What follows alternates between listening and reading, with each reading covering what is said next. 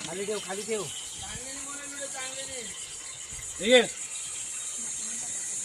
मसाला कुठे आणलेलं ते वाटलेलं कांदा तर पहिला इतर मसाला टाकून दोन काय उडेल तुम्हाला. नदीवर मस्त पोहायचं आणि चिकन विकन बनवून खायचं.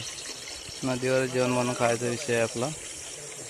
मस्त आहे की बघा इथे पण एक पोहायला ढोळ आहे वगैरे पकडू इकडेच.